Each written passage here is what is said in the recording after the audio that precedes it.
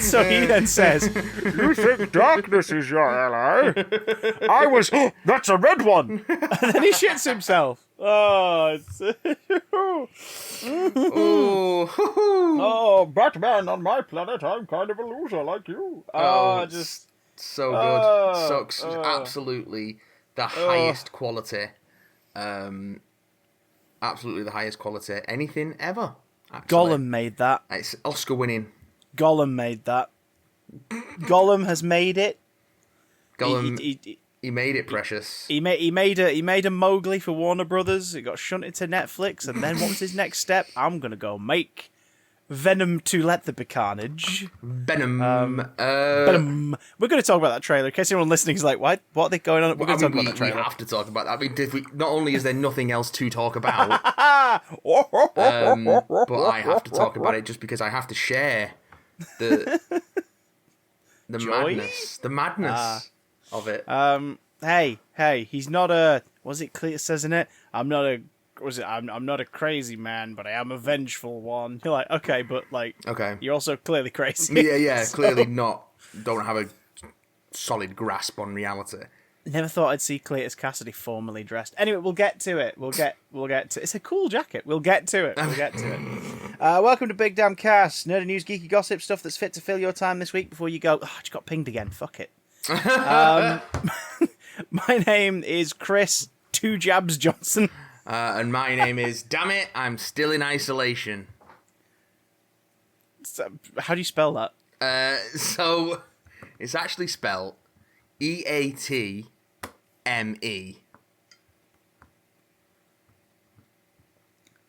Cool. So, we should probably explain. You're isolating. We're doing this over Skype. It's another Skype episode. It feels like the year of our Lord 2020 all over again. Oh God, yeah. I'm self-isolating because Keeks has managed to get the Rona somehow. She got the Rona. She's doing all right though. Yeah, she's doing okay. Recovering. It's just taking time, you know. Yeah, it ain't fun. It ain't fun. Damn it. It ain't fun. And don't get political. Fuck you. This is important. Yeah. She was one jab down. Still got it. Folks, be fucking careful. Get your fucking jabs. Oh my God. Like you can have both jabs. You could be a little Jimmy Two Jabs. Yeah. Like these boys, these proud boys. Yeah. Not proud boys. Oh God, no. No, we're not proud boys. You could have little Jimmy Two Jabs like us too, and still get it. You just get it sort of less worse off, and you can still transmit it. So yeah, be careful. I thankfully continue to test negative throughout this. We both have jobs where we have to keep lateraling as well, don't we? We have to lateral because we're in enclosed spaces. I've got a lateral flow, baby. Oh, baby. Which is why I found out this week Ghosts starts next week, series 3 of the BBC sitcom. One of the funniest things on TV for years. And the plague victims who fill the basement in the show. Whenever they get any characters go into the basement, there's this gaggle of plague victims that the lead character can see and no one else can, are not going to be in the third series, which was shot over the last few months. And there were some reactions online immediately to, oh my God, like just because it's a plague, look, we can take it, all right? It's like, no, it's a practicality filming reason. You can't justify shoving 20 plus actors in a crowd in a small room at the moment. Like, it's not a healthy idea. So it's not a good plan. So I completely understand, but I'm also really sad because it's one of my favourite recurring gags in that show. And we won't be getting any of it this year. But that is a first world problem, and I'm acknowledging that right fucking now. You're also not getting it in the Americanized adaptation. Yeah, which is... Have you seen the trailer for it? I have not seen the trailer for it, but I have also not seen Ghost, so I have no context for it anyway. It's very typically the same, but America. So, okay. Yeah, Does the quirky British sensibility translate? No, they're going for a different style of comedy. Okay, fine. It's always good when Americans go for a different style of comedy to a British original, and it never goes wrong. But this could work just because America has a very rich and different history to us. So like they could play off of that with like having very different types of ghosts. But they're not gonna, are they? No. They're not gonna. They're just gonna do the British scripts. Yeah, I mean, I'm happy for everyone who makes the UK one because they've obviously got a bit of a penny from it. Yeah, they've got a little bit of a penny. You'd hope so anyway. Well, people do get fleeced over in this industry. Oh, we just segued into the first news topic. That segue was so smooth, it took me by surprise. But before we talk about Scarlett Johansson and the evil checkbook of Walt's frozen pocket... Scarlett Johansson and the evil of the Daleks. Yeah. Scarlett Johansson and the Curse of Peladon. I just want to put it out there. I had my second jab yesterday. Yes. Moderna boy, represent. What? Oxford AstraZeneca all the way, baby. After my first one, you AZs, you old timers. After the first one, I'm an American boy now. See? No. Thanks, Biden. No, seriously, thanks, Biden, because the Moderna got over here quicker because of you and what you guys have been doing. So thanks. But because I have no fucking clue what they're doing. I got my jab yesterday. My first one over 8 weeks ago. I had it. I felt a bit woozy that afternoon. I had a 2-hour nap. Got up, and aside from just an achy arm for 3 days, I felt fine. Yesterday evening, I had it. There was a place near the Etihad Stadium in Manchester. It's like a massive facility built inside the sports city. And they shunted us around. And I realised I hadn't actually been into the sports city facility since like 2002 when I was there on a school Commonwealth Games trip. Oh. Do you remember? Because that stadium was built for the Commonwealth Games. Yes. And then it was like, hey, Man City, do you want it? They were like, yes, please. We'll take it. Yes, this is true. It's also a decent concert venue as well, for the most part. Oh, okay. Yeah, okay, cool. As far as arena shows go, I kind of like arena shows where I'm not sweating my balls off because there's a bit of a breeze. Yeah, I've seen some stuff that it had. It's a good venue. Yeah, nightmare to get a taxi out afterwards, though. Well, yeah. Anyway, for those who don't live in Manchester and are thinking, the fuck are they talking about? Went there, got my jab, and the lady was like, how were you last time? Yeah, I was fine. I had a bit wheezy for a couple of hours, and she was like, it'll probably be the same this time. Au contraire! I feel about 19 hours later, I feel like shit. I feel like I've got a pounding headache. Everything is aching. So let's talk delicate information. Because now's the ideal time to discuss the fact that Scarlett Johansson is suing Walt Disney Pictures. For all their worth. All their money. Why? Well, she doesn't want, like, a company-breaking amount. She just wants what she's owed. So the basics of this contract are thus. Black Widow, she was contracted for the Black Widow solo movie back in, like, 2017, 2018. Yeah.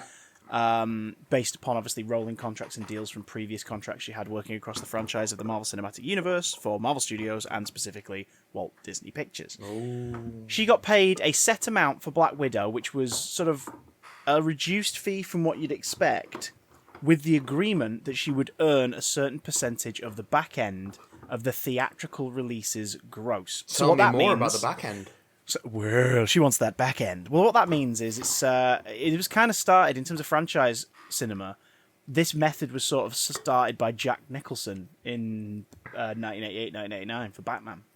No, I think it's what happened for Alec Guinness in Star Wars as well. They asked for the back end, but like Jack's was the first. Like he spoke on it publicly and was like, "Yeah, no, it's great for me. I get to play a great part, and I also make a shitload of money." And it was like, "Oh, how, Jack?"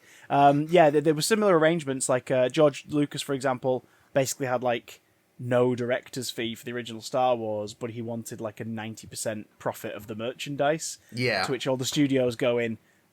Okay, sure, whatever. Bless him. What a daft decision. Bless him. And then, cajillionaire within 5 years. What could possibly go wrong? Alec Guinness and Peter Cushing both took a lower fee for Star Wars because they just couldn't offer them a higher fee, with the agreement that they would have it was something like 2% or 0.5% of the back end. Yeah. Guinness and Cushing respectively, something like that. And then it worked out because obviously Star Wars really kicked off, and so what they're doing there is they're taking a bit of a gamble. Yeah. Back in the day, because it's that whole thing of, well, this film might not kick off, but if it does, I'll earn a little bit extra money, and if not, no harm, no foul. I made the agreement. I'll have to live with it. When it came to Nicholson in the 80s, this was a surefire hit because the moment it was announced he was in talks, because that was the thing, it was Wizard Magazine, it was announced that Nicholson was in talks for the role. Yeah. The pre-internet world exploded, and somehow everyone knew that everyone else was excited for this idea. So the contract is then negotiated, and Nicholson got, I think it was I don't know the exact numbers, but it's something like 5% of the back end of the theatrical gross for Batman, and a profit anytime his version or version's derivative of his Joker are used in other media. Which is why, for absolute donkey's years, DC would never use the words Jack Napier in a comic book script. Yeah. They've since gone, oh, fuck it, we can afford it, why not? And, like, used it in reference, or some of the stories, like White Knight, he's called Jack Napier and things like that. They've just gone, sod it, why not? People like that name, fine. Like, Do you think they were just waiting for Jack Nicholson to die? Maybe. And now have realised that he's not dead, he's just retired and very reclusive and probably just swimming through money.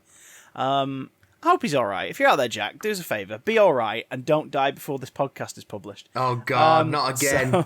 Not again. So, Jack Nicholson, like, very openly talked about the fact that he got a big fee for Batman. Yeah. But his main profit was the theatrical back end, which is the take that the movie makes, the money the movie makes in its opening run, and then domestically. So, like, the opening weekend, usually worldwide, and then domestically for the remainder of its theatrical run, he would earn a small percentage of the profit. Yes. And of course, that small percentage adds the fuck up. Because if, he's earning, like, 50, 60 cents from every cinema ticket sold, like, going to see Batman, a theatre full of 400 people, like, several screens for that afternoon showing, times however many showings there are the rest of that day in that cinema, like, times all the cinemas in the States, it adds up. Scarlett Johansson was going for a similar deal. Yeah. MCU has had some contracts like this before. Robert Downey Jr. took a severe pay cut from the offered fee for Iron Man because Paramount didn't want Robert Downey Jr. in the role, and Jon Favreau, Kevin Feige, Louis Esposito were all like, no, he's perfect for this, but he's that guy with a bad reputation. He's perfect for this. We don't want to do it. All right, he'll do it for a fifth of the fee. Fine. Because then they save that money to put elsewhere. So it's like they relented, and then Downey Jr. got to... I think the agreement was for like a multi-picture deal, but he took the pay cut on the agreement that it would be a one-picture deal. Yeah. So when it came time for Iron Man 2, and the world fell in love with his performance, he went, right... I'm going to have all the money, thank you very much. You know how last time I only got paid... It was something like he only got paid... And again, everybody's like, oh, there's a lot of money, but months of work, promotion, publicity, all of that comes under this stuff. And also, like, in performance, for certain things, you get paid a big paycheck because you might then not have anything for a bit afterwards. So it's got to last. Yeah. Like, it could... Especially if you're in Hollywood, if your film tanks and you're the lead in it, you might not get another part for, like, 2 years. So you need to have some money.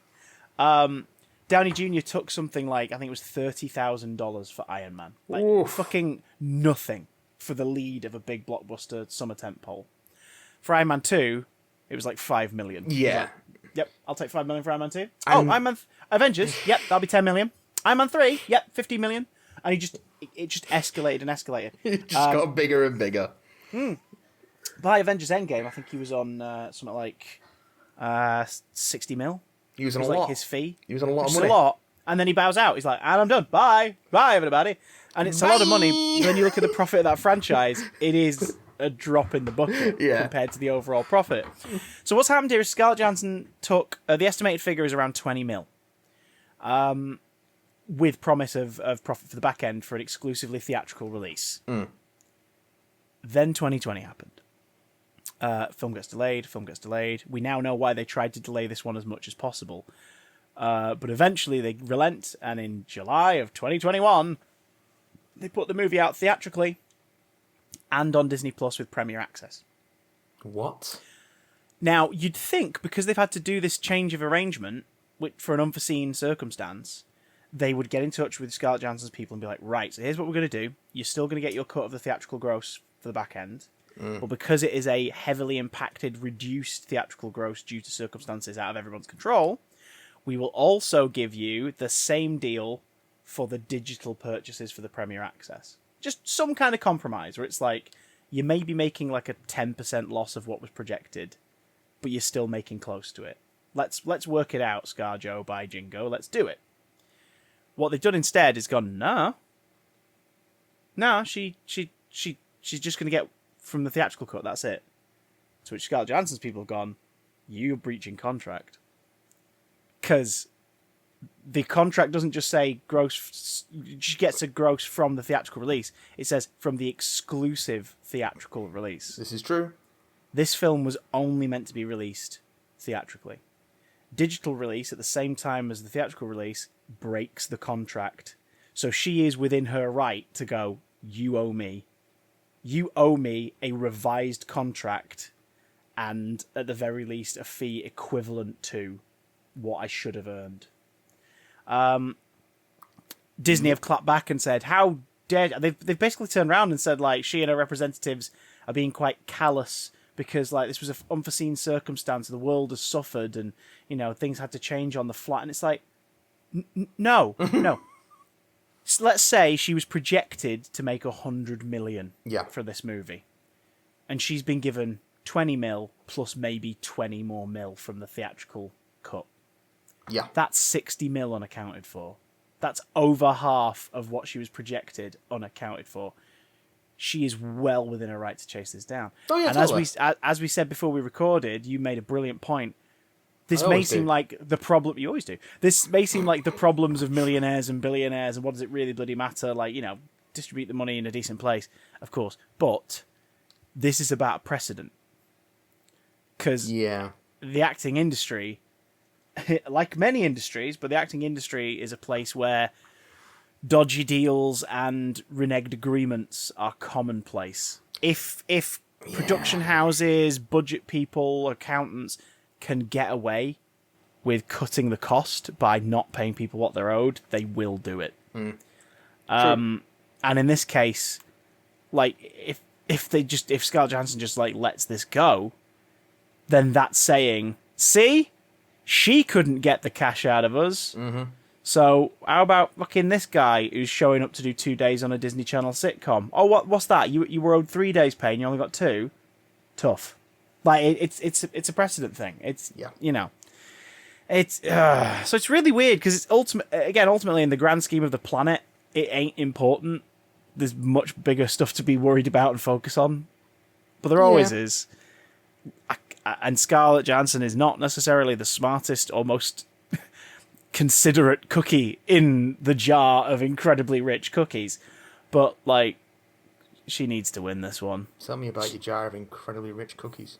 Well, I've got this one down here that is full of dark chocolate, which is very Moorish. And I have the second one, which has got the white chocolate bits in it. But you've got to eat it within the first couple of days after it's baked, because otherwise it tastes really waxy. Okay. And then we've got this one with raspberry chunks in it. You know, raspberry. Red bits. Bits of red. Bits of red, Matt. Red bits. Red. That's a red one. Segue. Segue.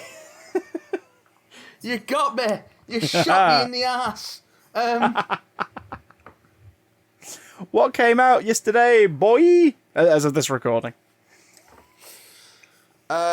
So the trailer, the full trailer for Venom, the chunky trailer for Venom: Let There Be Carnage, poked its head out of its hole and saw its shadow, and decided that we'll be in for another film of just absolute silly nonsense, which I think I might be here for.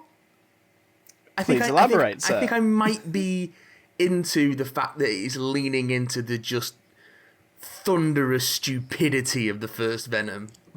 And if it's done with the right attitude, it could work.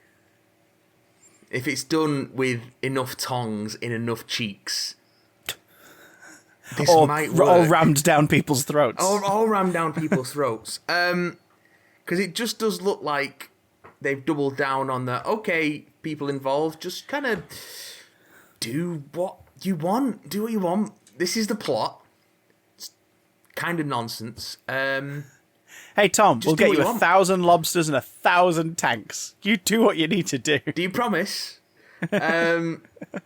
Just it's doubling... in my right. It's in my very specific rider.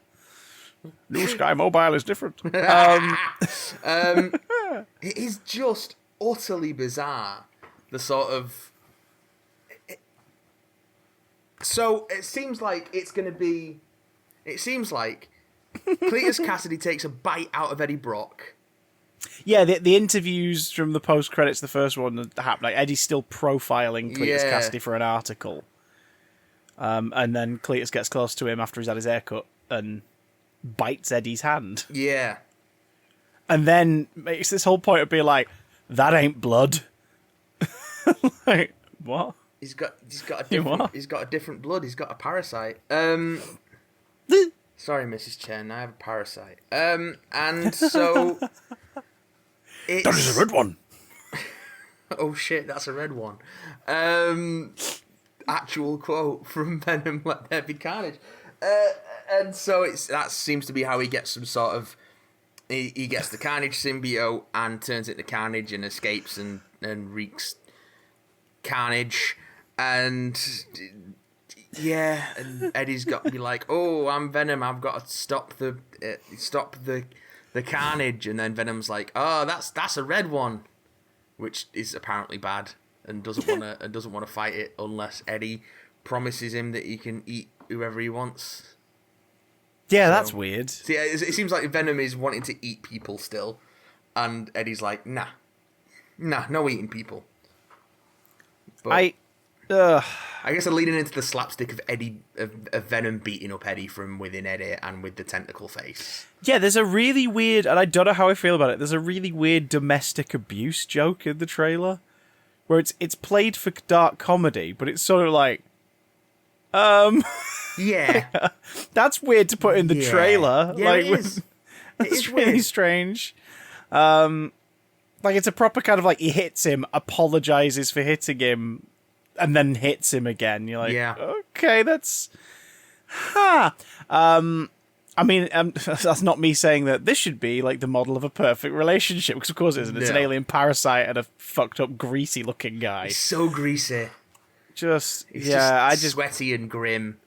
So he and his partner still aren't a thing. No, she gets engaged to her which doctor I kind of I kind of like that. I'm like, you know what? He shouldn't get the girl because he's an awful person and he looks like he sweats profusely every 2 seconds. Like, it would be weird if that lead was and he gets the girl. It's like, no, he's a monster.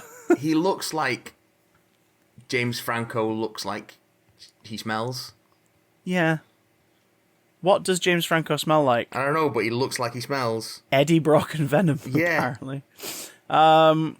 So, as a fan of Venom, it's so clear now that the relationship they've lent into, this ain't Venom. It isn't Venom. It's not Venom. I like the character. I didn't particularly... I mean, we didn't like the first film. We thought it was fucking stupid. Christopher. We recorded an extra long podcast with the 5 Who fans all about it. But... Christopher, it is Venom. This is the definitive Venom on screen. Well, that's the thing, right? So this is more like Toxin from the miniseries Toxin that fleshes out the character.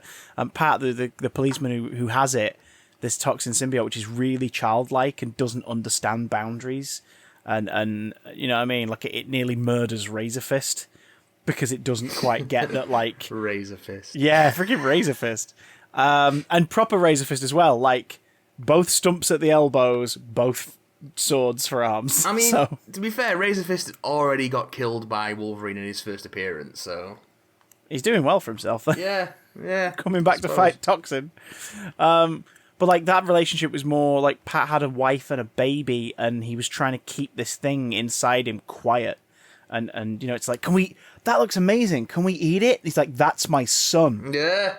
And it's like, oh, so that's not food. It's like, no, like, you're Carnage's son. Like, it's that kind of relationship. Okay, but he would eat me, I think. It's like, that's not how, oh my God. Like, he's trying to basically teach this toddler, like, life. He's trying to parent it. A murderous toddler. And Venom in this movie, it looks like they're going for the same kind of thing, but also they're in a relationship. And it's like, that's... so is this a Jane Tarzan kind of thing? Do you know what I mean? It's like, I eat that. No, we don't eat those. Come on. Come back to bed, Venom. Come back to bed. Fuck? Yes. Does Venom fuck? Does Venom Eddie fuck? Brock? Yes. Eddie Brock. Yes. That is it. That's the relationship. That's the film. Venom 2. I saw Let There Be arguments Slash. from fans of the 90s Venom stuff. Isn't Slash one of the symbiotes? Probably. Like Phage and Thrasher. Phage. Oh, love it. Love it. So I saw Venom fans of the earlier stuff, like Lethal Protector and everything, back in the day, saying when the first film came out, like, oh, no, this is exactly what he's like in the comics. I mean, the turd in the wind line is taken from a comic book. It's like, sure, but Venom should be intimidating. And I don't find this Venom intimidating. I find him stupid. I find him it's too stupid. It's too ridiculous. Like there's this room for goofs. The whole him eating people thing. He doesn't tend to eat people in the comics. It's a threat. He's like, we will scoop out your brains and devour them. Like, we'll eat your brain. Like, it was just sort of like a go-to thing that he would say a lot during the 90s version of the character. And then they sort of revealed that Eddie had never done it. When Matt Gargan and the symbiote become Venom for a chunk of, the late 2000s, early 2010s, he eats people's limbs. In the the Sinister Spider-Man mini during the Dark Reign. Yeah, that's pretty great. He beats up a thug. He beats them all up, saves the day, takes one away so the police don't notice. The guy's on the roof. He's like, "What do you want with me? Like, you want information? I'll give you whatever." And he's like, "No, I don't want information. I want to eat your arm." It's like, what? And he just eats the guy's limbs and leaves his limbless torso webbed to a chimney. And then flies away. And you're like, good fun. What just happened? So they make a point of Matt Gargan is the deadliest Venom in the comics. He's like the worst person to have had the suit. He's just this nasty, psychotic piece of work. Well, because who goes full monster. He was already that before he got the symbiote. Yeah, when you see him as the Scorpion, you're like, this is an unhinged man. And then he became Venom, and it's exacerbated. Cletus Cassidy's sort of the closest thing to him in terms of, oh my god, this is someone who's just let go of their inhibitions and has become a monster. I mean, Cletus Cassidy in the comics kind of merges with the symbiote completely. So Venom always refers to themselves as we, because they're working together. Carnage always refers to himself as I, because they are now one creature. Which this film seems to show off. There's a bit where his torso just opens up to let bullets go through it. And it's like, that couldn't happen if it was just Woody Harrelson in a suit. That's interesting. So they've become one thing. It's not like you can tear the symbiote off of Cletus. They are one creature now. And yeah, I don't know. As a fan of Venom, I'm like, I know this is a different interpretation, but it's the Avi Arad thing that's just really getting to me. It's clearly he's like, well, he says he eats brains, so he's going to want to eat people. I'm like, why is that Venom's motivation? In the last film, it ends with him going oh, I don't need to eat people because Pop-Tarts and whatever are delicious. Tater tots. Chocolate and tater tots. Chocolate and tater tots, Eddie. Oh, and you're like, that's, okay, sure. So he's like, I eat flesh. Great. Or try this. Actually, yeah, this is better. It's like, that's, sure. I don't know. Does the universe want a vegan Venom? And do they want it to be installed nasally? Scream's in it. Is it Scream or Shriek? Shriek. Hang on. I can never remember. I think it's Scream. Isn't Scream the symbiote and then Shriek is the person who has the powers? That's the thing, yeah. One of them screams. Yeah, that's Shriek. And Scream is the... Oh, fucking hell. So, the 90s, folks. The fucking 90s. Oh, sorry, I'll fix this problem for you. Nobody cares. Yes. Moving on. Well, the trailer keeps showing her off, and it's like, right, well, she's going to be part of the solution. Then at the end, she will team up with Venom to defeat Carnage because she will scream, and her sonic scream will help fight Carnage. And there we go. We've set it up. Ha ha ha. But let's talk about what we like, because I think we have some thoughts on this. I think Woody Harrelson's having a lot of fun. Everyone's having a lot of fun in this. So, I kind of applaud that. I think I do like that, like I said earlier, I like that they're leaning into the stupidity of it. It just seems that they're just going, yeah, this is going to be really silly and really stupid. Let's just go for it. And, I kind of respect that chutzpah. What, sorry? That chutzpah. They're chutzpah. Yeah, I kind of respect the balls on them for doing that. It's like, we're not interested in whether this is going to be good. We're going to try and make it good, but we just want to make it fun. And I kind of dig that. I have no idea if that is what they're doing. It's just that's what it feels like from having seen this trailer for this alleged film. There's some creative kills in the trailer. Like as monster movie fans, I'm like, okay, sure. Carnage is flailing, and it might be worth watching just for the sort of body horror angle. Yeah, the spectacle of it, that should be neat. He tongue kisses a security guard to death. Yeah, it's a big tongue. It's a big, very big tongue. Yeah, it's weird to see Carnage with a tongue. And that's nitpicky. It's totally nitpicky because he's always drawn with like a bright pink inner mouth with like black fangs over the edge of it. It's like it's weird seeing with a tongue, but I guess they're trying to make you go, oh, so he's like Venom. Well, it's interesting that unlike Venom, he's clearly a suit for Eddie. It seems like Carnage is Cletus in a sort of the Thing kind of way. Yeah, and it just Cletus isn't inside Carnage. He just morphs into Carnage and vice versa.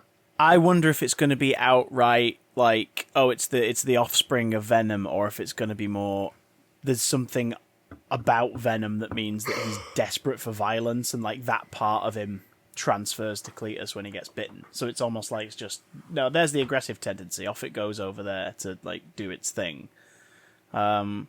And I don't hate the biting thing. Like in the comics, I've seen criticism of it on Twitter. People going like, "Oh, I'm biting him. That's fucking stupid." It's like, do you remember what happened in the comics? Eddie and Cletus share a cell. Cletus threatens Eddie a little bit. Eddie like roughs him up, and Cletus gets cut. And then there's a breakout or whatever, and the wall goes down, and Eddie's like, "Brilliant!" And him and the symbiote reconnect, and they yeet it out of the cell. And a little bit of the symbiote that's now red is just left behind, and it merges with Cletus. It's like, what? Cool. And then later the explanation is, oh, it's had a kid. Right? Why did you randomly shit it out in the cell next to the murderer? It was very exciting. So I like him forcefully taking it without realising it. I think that's, Yeah. And I like the fact that it seems to manifest when he's getting the lethal injection. Yes. And I like the serial killer angle. It looks like they're really leaning into it. You see him in Mrs. Chen's shop. You see him going after his ex and everything. So they're leaning into the fact that Cletus is a serial killer. So even now he's a big old monster. He's probably just going to stalk people just to screw around. Like that's interesting. That's the first film. I was annoyed because I was like, Venom only works as a reflection of Spider-Man as far as I'm concerned. Without Spider-Man, you can tell some interesting stories, but like as a debut. Makes no sense. He's a Dark Mirror Spidey. This is fucking stupid. For a sequel where that version already exists, you're like, do you know what? Sod it. This is a story about a serial killer obsessed with Venom. All right. Okay. I'm a little more sold. I'm a little more open to it now because I know what to expect. Yeah. Totally. I love that on the merch they're still trying to do classic Venom without doing classic Venom. Funkos and other figures and emojis have been released where like they really emphasize the white veins on Venom's torso, and they're starting to do like 2 or 3 from the shoulder going toward the chest. And it's like, you're not fooling anyone. You're not fucking fooling anyone.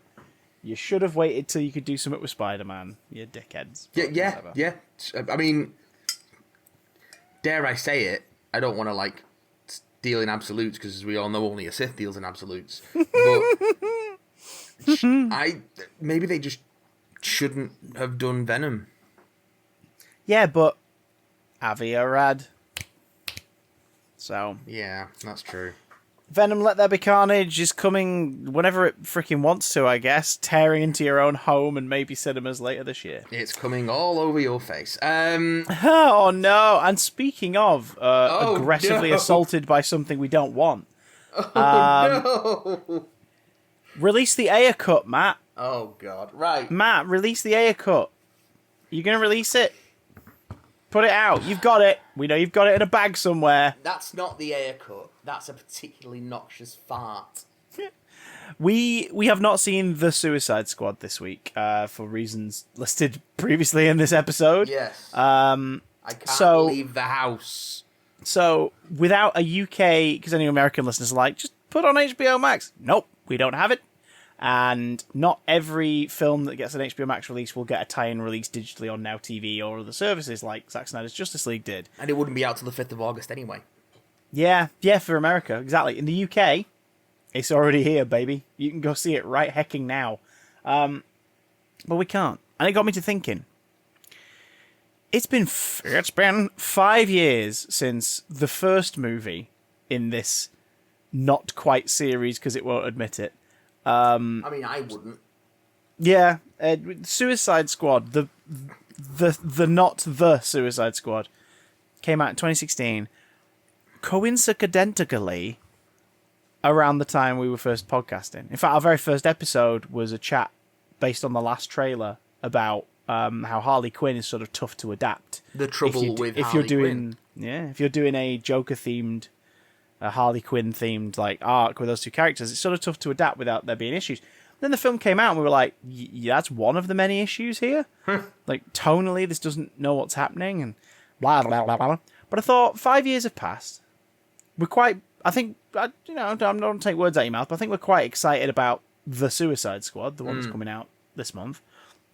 Are there things worth salvaging or celebrating about the original film from 2016? Has our opinion shifted on it? And also, the fuck's this release the air cut stuff actually going to do? Well, I think there are maybe 3 moments in the original film that are yeah, that's good.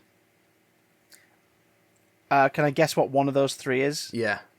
It's the bit where they realise the trackers aren't working anymore, the bombs aren't working anymore, and Boomerang just books it out of the door. Captain Boomerang just shits himself and leaves.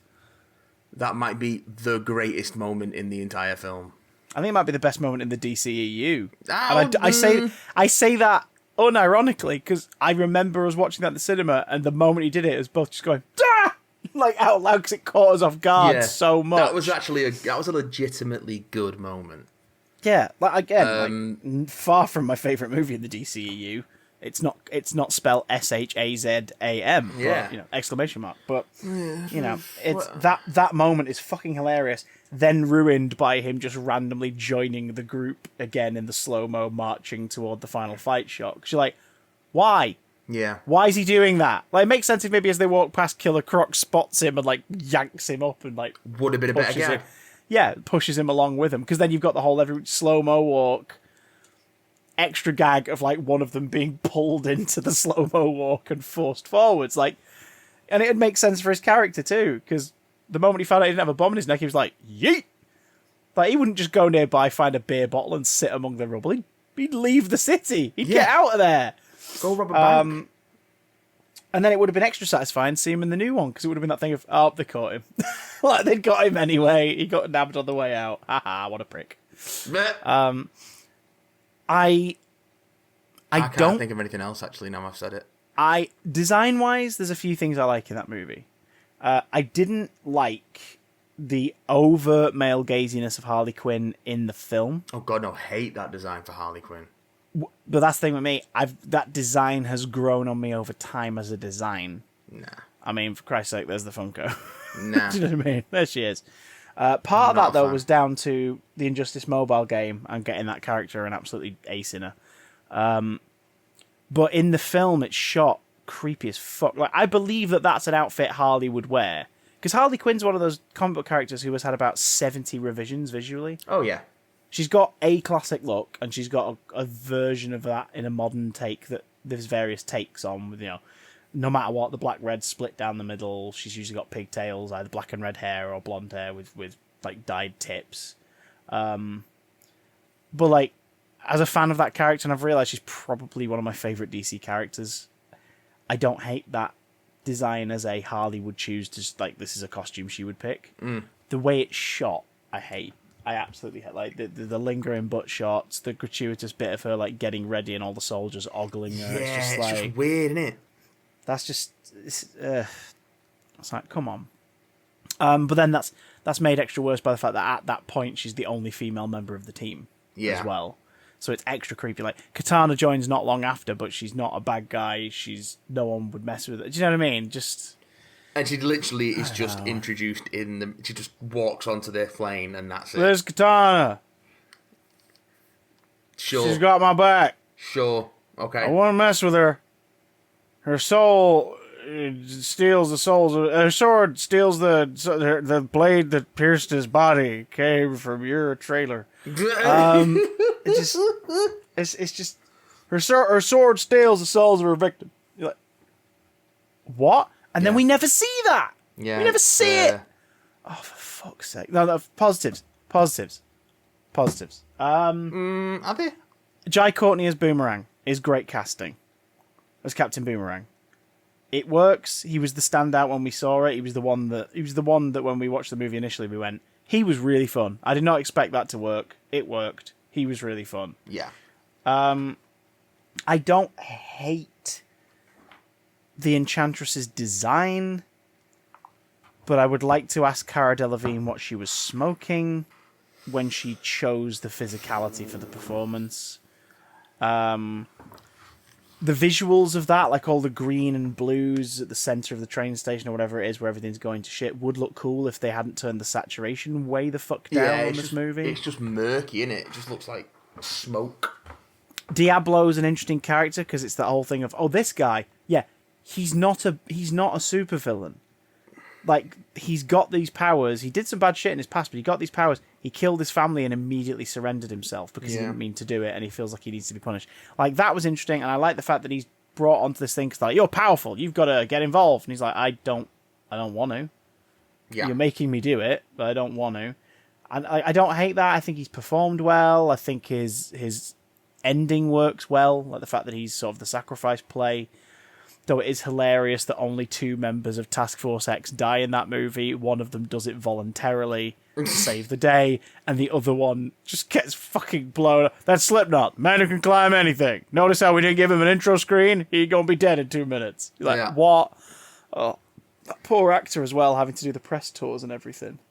Last to be introduced, first to be killed off. Oh, so stupid. It's no good. It's no good. But it's also that weird thing of, like, they want you to hate him because when you see the doctors, like, getting him out of the vehicle, the first thing he does is punch the lady doctor. You gotta hate him. You gotta hate him now.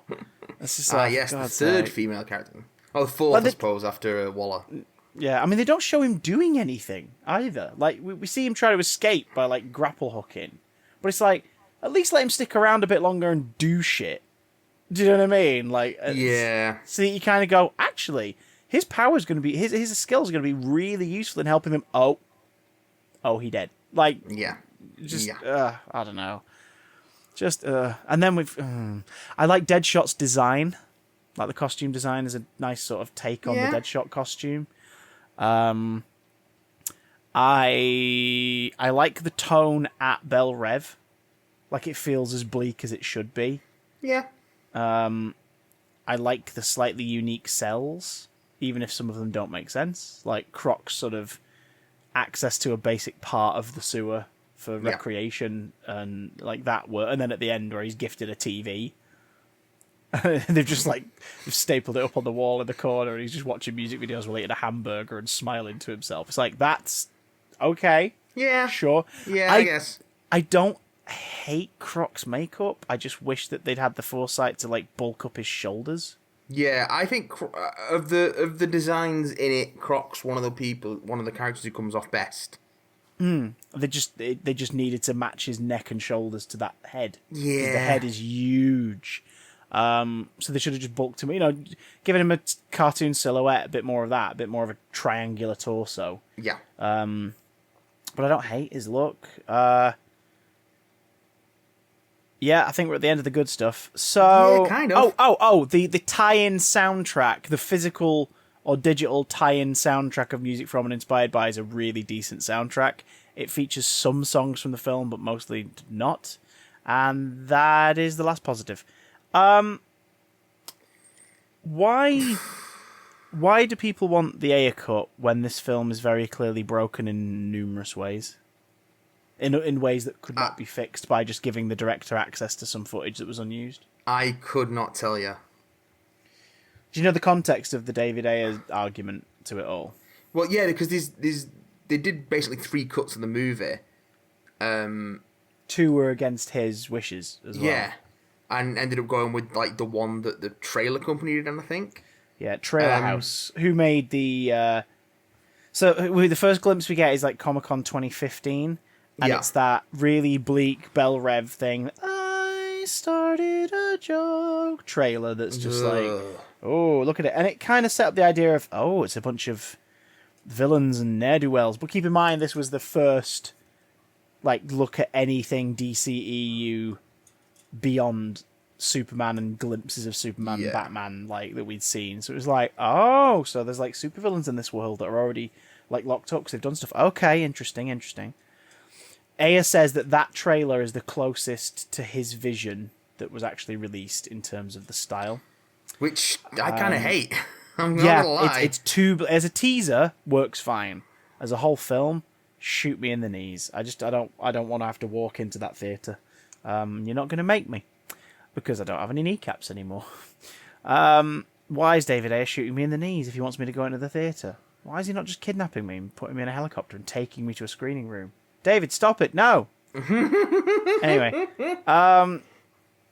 then we get the later trailer in early 2016 that shows us that this film's got some jokey jokes, and it's cut to Bohemian Rhapsody, and it's fast paced and it's quippy, and it's like, this is very different from the first trailer.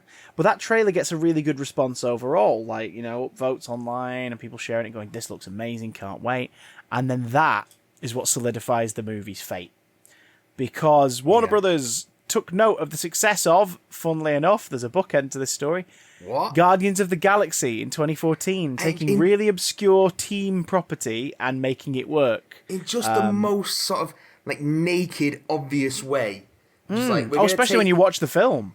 We're going to make this thing quirky, and then we're going to put in random a needle pop drop songs. Every 2 minutes. Yeah, just keep playing random pop songs, and hope that we can sell some kind of tie-in soundtrack. And that you'll half love the songs all aren't on the soundtrack. Just going to point that out again. all these sweet needle drops are going to get you to forget that this movie fucking sucks. There is like 10 different songs in the first 15 minutes of the film. Like it's egregious. And it's all illustrative stuff. It's whiplash as well. Like it's just like you get to Bell Rev and House of the Rising Sun. Okay, sure. It doesn't stop. Which then stops like a minute later when they go into like Bohemian Rhapsody and just like, what is happening? Yeah. Why is this?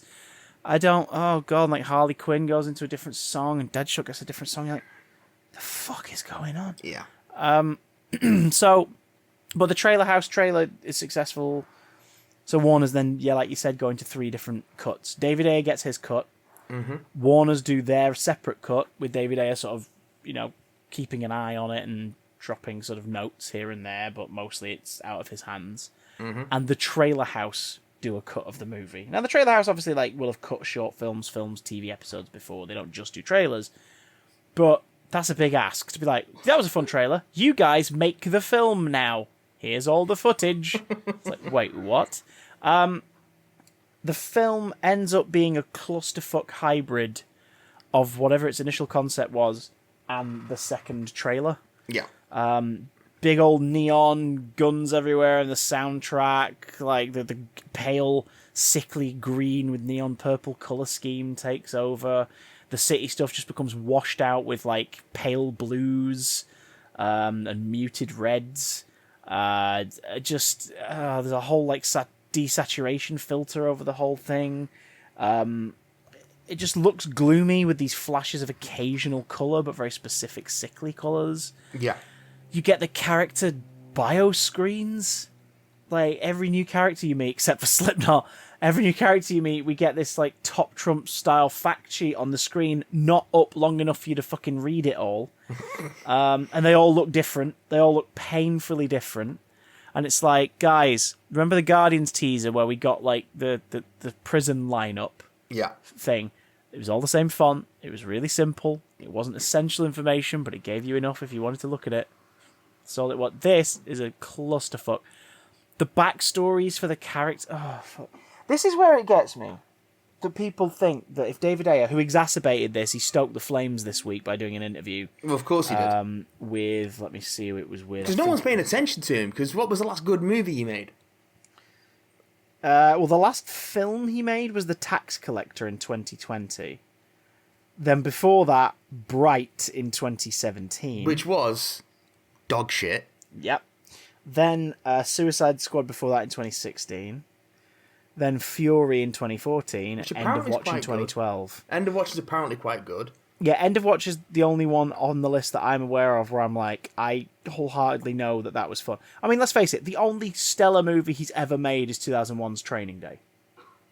Like, that's the only one where it's like, that is already standing the test of time. Yeah. It's 20 years old and people still talk about it, mostly because of, like, Denzel Washington's central performance, but, like, you know, it's still talked about. And this isn't me saying he's untalented. Guy clearly has, like, skill, because he's able to make movies. Yeah. And you know, has made some great stuff like Training Day, but... So, this week he comes out and makes a point of saying, hey, they should really release my version. They should give me access to all the footage that I shot that wasn't used, and they should let me cut my version together and release it. And you can see why he's asking for that. The Restore the Snyderverse movement, which used to be... what was it? What was it called? Restore the Snyder Cut. Release the Snyder Cut. Release the Snyder Cut. Used to be that for ages. Was eventually successful to a point. Warner Brothers went, well, the DCU critically is sort of in a bit of a weird place. We've got this new streaming service. We need a hook to get millions of people to sign up.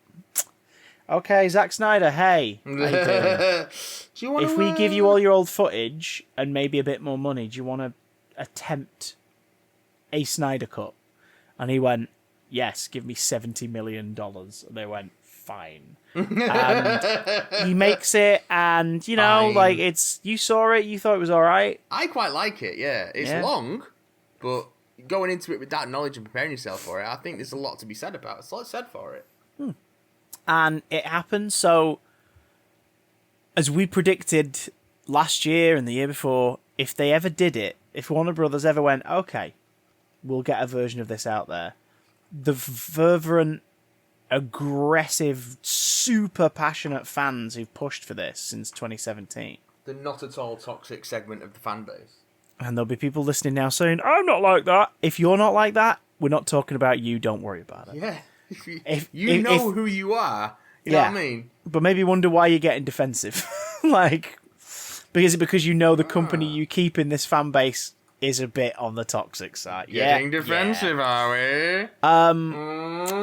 we? We predicted that if it ever came to fruition, that wouldn't be the end of it. Oh, no. The people who've spent years spamming on social media accounts, like changing their entire online personality to "I want a Snyder Cut." Personality is a strong word, isn't it? People who spent money on fucking like flyby banners at Comic-Con and bus shelters and everything to raise awareness, even though you know the movie producers who could pull that trigger are not driving a car or on a bus anywhere near the bus shelter.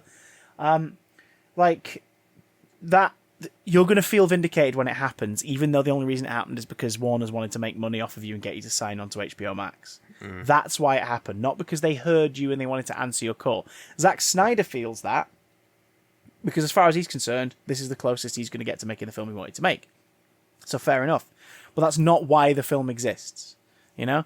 Christopher Eccleston isn't playing the Doctor on Big Finish because he's like, I really want to work with them and finish. He's got kids and it's a job.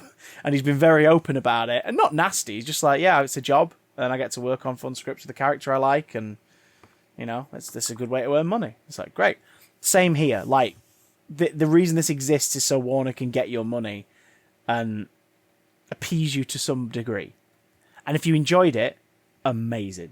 So glad. Matt hated Justice League. He really enjoyed Zack Snyder's Justice League. Proof that it can work. Yeah. Like, there we go. It can happen to you.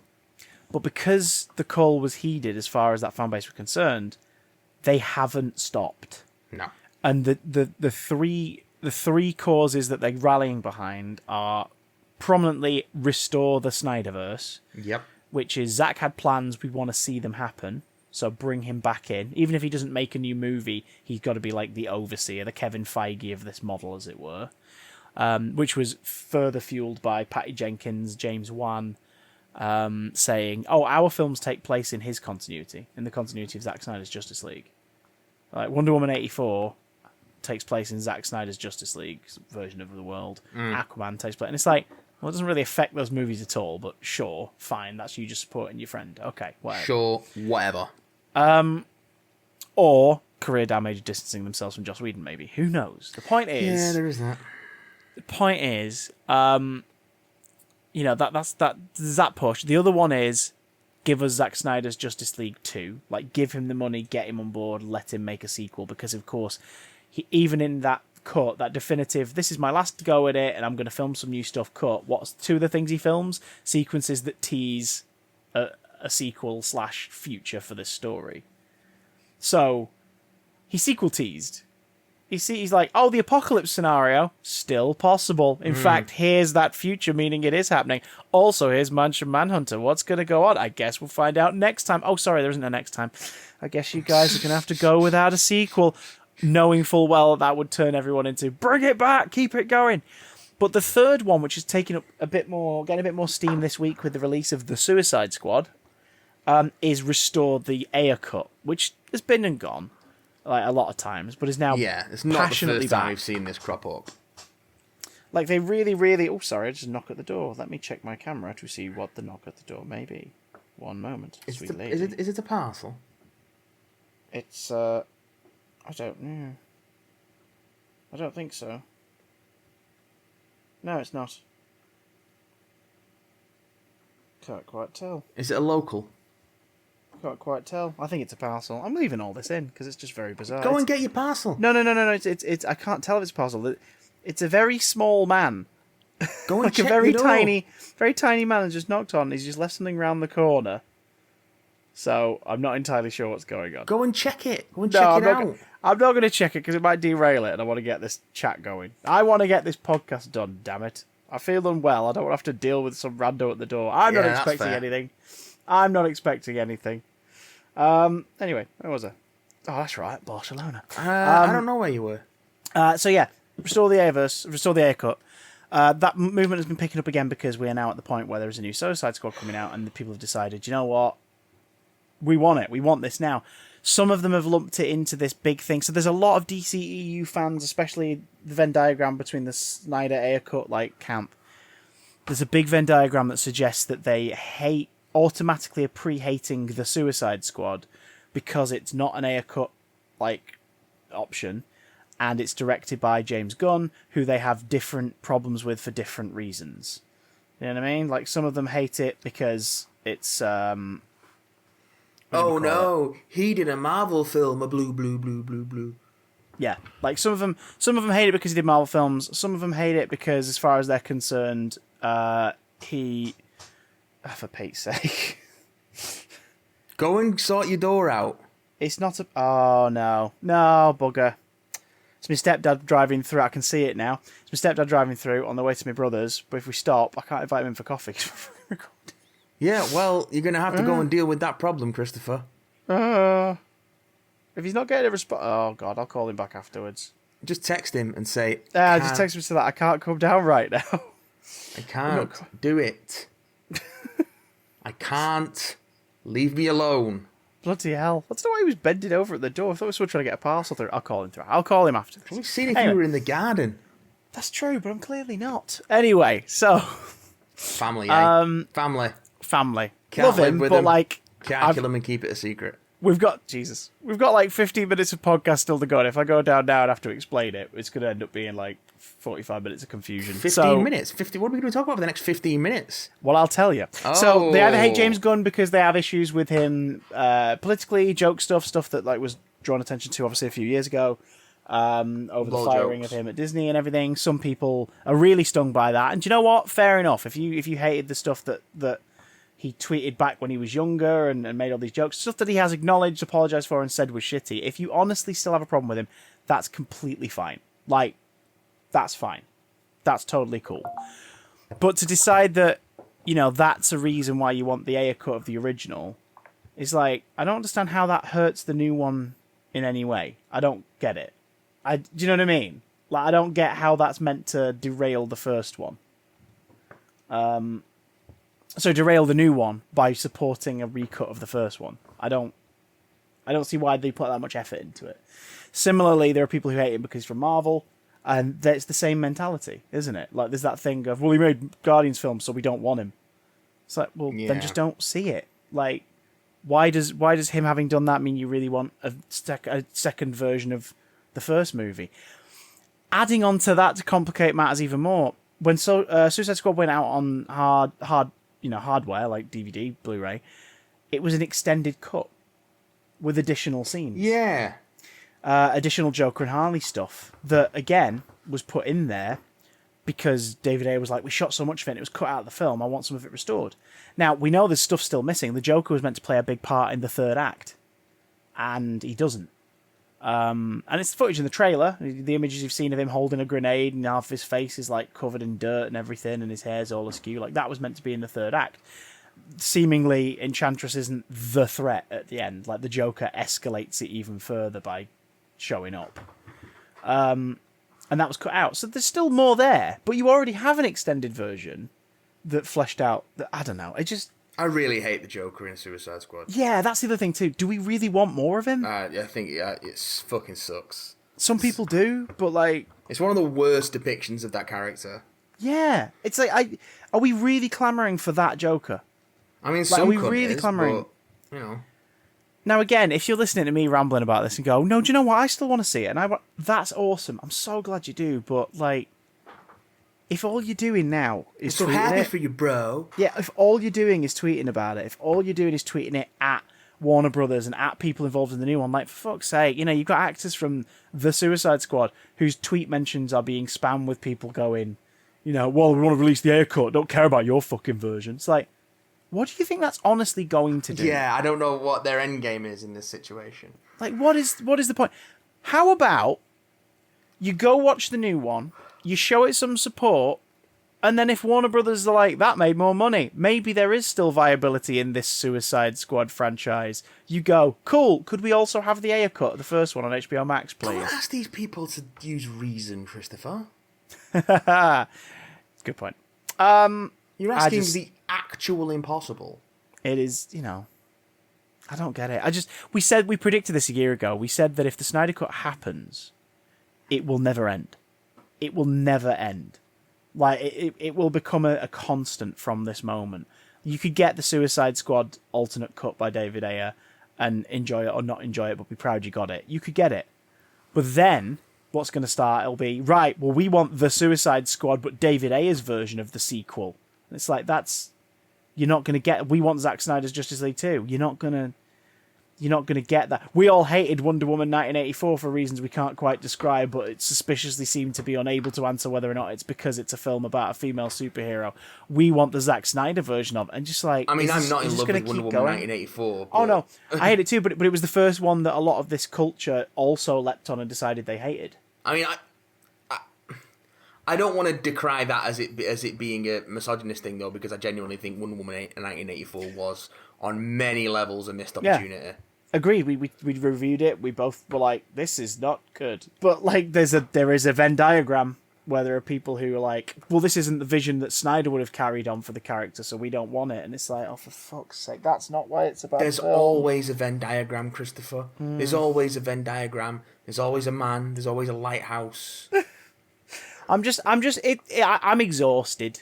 I'm exhausted by the fact that DC as a company, as a property, have always like produced stuff that's just really like fun. But ultimately, at the end of the day, this is not an insult, guys. And if you take it as an insult, look deep in within yourself. It's stories about people in tights for kids. Like, that's what it is. And the fact that there's so much vitriol, so much like nastiness born out of like apparent love for Superman, Christopher. It's just like, what is going on, man? What's for kids, the tights or the stories? Both. The colourful costumes are there to entertain children, and I say that as a man who absolutely loves this shit. But also, if they're tights for kids, surely they'll be several sizes too small for some of these people. God damn it. This is Matt comedically segueing out of the Suicide Squad discussion into... I mean, where are we going? I have no idea. I suppose we better do a couple of emails before we go, because if we leave them all for next week, we'll never get through them. And we didn't do any last week, and we've got some to catch up on. Some good ones as well, actually. Because usually they're terrible. Send better emails, everyone. That's a lie. They're even the Send better stuff. Even the good ones are awful. This one comes in from Elena. Hello, Elena. This one came in on the 24th of July. We're quite behind with this one. And she says, "Dear Chris Pine and Matthew Broderick." Okay. Can we not be? Dare you? Ahoy, hoy. Congratulations, Chris, on your new gaming YouTube channel. Have you got Matt working behind the camera, or are you talking to someone else? I think we need to dispel some illusion. This is not a gaming YouTube channel. This is a gaming show. Yeah. By a professional production company. I have no involvement with it. Although the man behind the camera is called Matt. It's just not this one. Pointing at himself, he says. Matt blindness. Sometimes I make him wear a mask of your face just to feel comfortable. Yeah, sometimes it's the only way you can get off. In your most recent episode, you bring up the first console you owned, which had me wondering, Mr. Matthew, me, not the one that's behind your camera, the definite article, you might say. What was your first games console that you owned, and what were your favourite games on it? The first console I owned was a Nintendo DS Lite, which I got from Argos. Ah, that's the ancient beast living beneath the temple. Argos. Which I got from the Odyssey, with a copy of Ben 10, Protector of the Earth, and Transformers Autobots, neither of which are very good. A cool element of the Transformers game, though, was you could scan any car driving past you and transform into it, something I don't think is returned as a mechanic in any subsequent game. First console would have been... First Contact.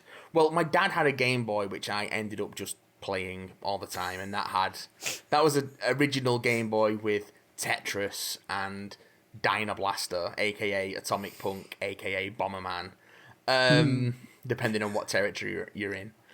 Or what mindset for the day. Yes. So I played that a lot.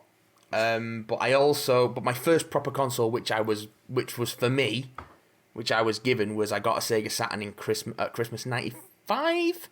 Or 96? 95 must have been. And I got that with... it was a 4-game bundle, again from Argos, I think, as well, actually, in the catalogue, and it was the Saturn, along with Sega Rally Championship, Virtua Fighter 2, Ultimate Mortal Kombat 3, and Alien Trilogy. Hot damn. And much fun was had. Favourite games on it, Panzer Dragoon Saga, Sega Rally, still. What else? What else did I love on the Saturn? All sorts of good stuff. Loads of good stuff on the Saturn. None of it. It was all terrible. Never did a good Sonic game. They did Sonic Jam, which was a compilation of the Mega Drive Sonic games. That's all they ever did with it, really. Sonic R's terrible. Don't play Sonic R. It's awful. It's not even a proper Sonic game. It's a racing game. But hey, it's your Sonic OC, so please do not steal. It's not even a kart racer. It's just Sonic running. Everyone's running apart from Robotnik and Amy, who are in a floating thing in a car, respectively. Everyone else is running. Knuckles is supposed to outrun Sonic in Sonic. What the fuck's that about? What? Nights into Dreams. That's a classic game. Fucking nonsense, though. What was your first console, Chris? So, technically, first one bought for me was Game Boy Color. Okay, yeah. Shit hot, mate. Oh yeah, but the first one I owned and faffed around with was Super Nintendo. Super Nintendo, Sega Genesis, ColecoVision, Sega Genesis. Don't bring ColecoVision into this. It was the SNES, and my first games, it was a hand-me-down from a neighbour, and I bloody loved it. My first games were Street Fighter 2 Turbo, and Street Fighter 2, which when I got around to playing that, I was just really confused. I was like, it's the same, but with less stuff in it. Yeah. Like, yeah. You've basically been handed the version. You've basically been handed it and then the special edition of it. It's Yes. like, okay. Killer Instinct. Super Mario All Stars. So again, compilation. All Stars or All Stars and World? All Stars and World. Oh. Yes. In fact, I tracked it down years later. Again, we played some on stream once upon a yesteryear. So some good. classic 2-player, i.e., right, I've done my one. I now hand you the controller. Yeah. And you play your bit.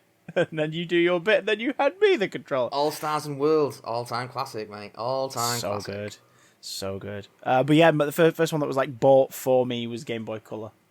Pokemon Red. And then my first home console was PlayStation with Worms Armageddon and Crash Team Racing, and I still have both those physical discs to this day. Fantastic. Because Worms Armageddon makes me happy in my pants. Fantastic. Oh, also, add-on question for Chris. Who would win in a fight, a Nintendo GameCube or an Atari Lynx? Goodbye, my dears. Elena. Thank you, Lynn. GameCube, because whoever's using it in the fight would just pick it up and swing it, pick it up by its carry handle and swing it around, bludgeon people with it. Then again, to be fair, I'm not familiar enough with an Atari Lynx, so I'm gonna Google it right now. The Atari Lynx. See what she brings up. The Atari Lynx. Oh! See, I don't know. It being a handheld, you could probably, like, do some damage. I mean, if the two consoles have just been left in a room to fight, then I'm not sure who the winner would be. As someone who has handled both a GameCube and an Atari Lynx, let me tell you, if you hit an Atari Lynx with a GameCube, or if you hit an Atari Lynx, or if you hit a GameCube with an Atari Lynx, either way around you do it, the Atari Lynx would be shattered into a million pieces and scattered to the four winds against the unbreakable adamantine stoutness of the GameCube, the That's indestructible console.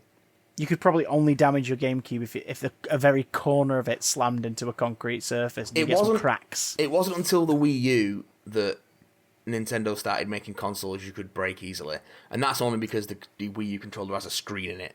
Like, you can only break a Switch easily because it's mostly screen. Like, yeah, true. That's the only that's the only weak point they introduced into them. Prior to that, Nintendo consoles were basically indestructible. They had the Nokia 3310 factor of being fairly simple and straightforward, and therefore basically unbreakable. Even when they introduced discs into them, because of course the point of failure on a lot of PlayStation 2s was the disc drive, whereas on the N64, no disc drives, all cartridges. Yeah, the games aren't as big, but there's no point of failure because it's less moving parts. But even on the GameCube, because it's a smaller disc drive, smaller form factor, less points of failure. It's a hell of a thing. So yeah, the GameCube wins. Also, the Lynx has something like 15 games in its library or something stupid like that because no one bought one. Because it fucking sucks. The Lynx and the Jaguar are both terrible. Okay, round 2. The Dreamcast versus the Virtua Boy. Go. Oh. God, the Virtual Boy. Don't even go there. Who wants a Virtual Boy? I really wanted a Dreamcast back in the day. I think it's just really- 'cause I was fascinated by the fact that it's sort of the PlayStation, but it's got a little screen on its controller. What does this mean? I was a Sega kid, so I wanted a Dreamcast. And then the Dreamcast died a death. I'm glad I didn't get one. I did have one briefly when I was working at Blockbuster, because people would trade them in occasionally, and they went for next to nothing because there was no value in them. So I did get one on a few games and fucked around with it a bit, and it's a console. Just took it back to work after 2 weeks. Like, yeah, I'm going to put this back up for sale. Yeah, basically. Kind of done here. This one comes in from Jack H. Jack H. Says, hello, my lovelies. Hello. Thanks. I'll keep it short this week, don't worry. The Series 13 teaser trailer. Oh, it's time for Chris and Matt, two lives on Doctor Who fans, reluctantly anti-Doctor Who questions. Oh, here we go. gotta Let's come up with do a that jingle for that. thing. Oh, God, my bloody shot arm. Let's do the thing. I just injured myself picking this up. So value it, listener. Yeah. Oh God. Sheffield Steel. I really liked it. Short, sweet, and punchy. Just like Joe Pesci. John Bishop actually looks to be alright from what we see, and news that it's going to be one long narrative gives me hope for us to get a proper dive into the Doctor and the Timeless Child line. Wish we got a date, though. What were your thoughts? We covered that last week. Yeah, it's... our thoughts have probably evolved since there has been breaking news. Yes. Which is that this series is now only 6 episodes and will be followed by 3 specials in 2022, which will also act as the exit for Chris Chibnall, showrunner, and Jodie Whittaker as the Doctor. I'm disappointed to find out it's only 6 eps. I thought it was 5. I thought it was 8, and we were gonna have that contained storyline. I was like, okay, that's cool. I think part of it is also they probably had to cut because of COVID restrictions and stuff because they've shot all this during the pandemic. So yeah, there's also a lot of outdoor filming this time around too. That's why we've sort of seen spoilers. One of which was confirmed by a former showrunner in an Instagram caption this week when wishing the outgoing Doctor well. Former showrunner may or may not have mentioned one of his creations and the fact she will be facing off against them, and then was told by another former showrunner that he probably should edit his caption. So he did, but everyone already saw it. So it was very much a blink and you'll miss it caption. Like a fleet, almost. Yes. Oh, yeah, but R.I.P., by the way. R.I.P. fleets. We all hardly knew ye. Fleeting. Before I go, I just want to express my disappointment at the Doctor Who fandom at large. Yes. All the top 10 comments on the official Doctor Who post are shitting on either Chibnall or Jodie. I understand they want it to be quote-unquote better, but it's no way to nurture, grow, or build a franchise, and I fear it'll be what pushes the show off the air again. But hey, I love Doctor Who and won't stop because someone thinks it's too political, even though it was political from the very first episode. Cheerio, boys. Hope you haven't been flooded and... Ooh, Doctor Who games. What? Which Jack then followed up with a little short email saying, "Hello again. Little more news. Time Fracture's been cancelled again. Still no Brian the Ood for me." Sorry to hear that. God damn. Yeah. They're dealing with bloody floods and potential pings and everything. They're busy over there trying to get the show back up and running. By the time we'll have the freedom and the scratch to do like a weekend trip to London and go and do Time Fracture, it'll have closed down. Yeah, it'll be gone. I'll be dead.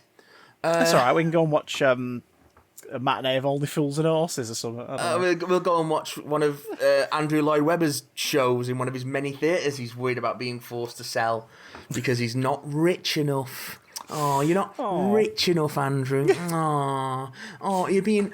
Did you back a Tory government and now this squeezing on the arts? Oh, is that right? And dear, you fucking idiot! What did you think was gonna happen? You banana smile face twat. Sorry. He does have a banana smile. It is literally like he's jammed a whole banana in his mouth. Yeah, he really does. Sideways, yeah. That's so. That's a perfect description. It's like, as he ages, he's turning into a toad. As he ages, yeah. Sure, it wasn't always a toad. Well, a toad that played at being a man. And now the play is over, and there's ice creams at the interval. Oh God.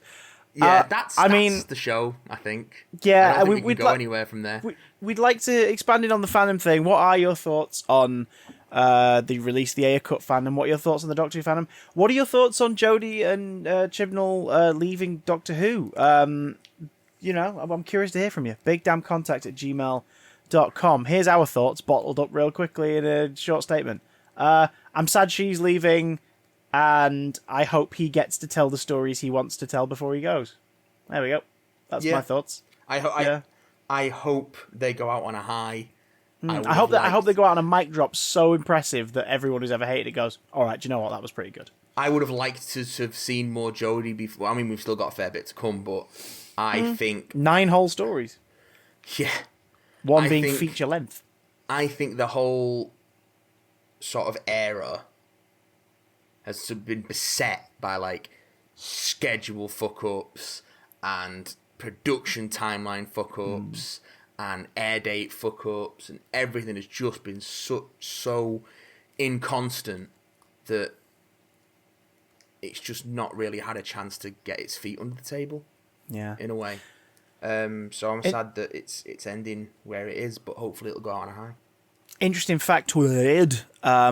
If you count a Doctor's tenure based on their first appearance in the show and last appearance in the show whilst it's in production, so that means you can't count McGann or John Hurt, and you can't really count Sylvester because like you have to cap it off at Survival, not the TV movie, because it's about when the show is in production.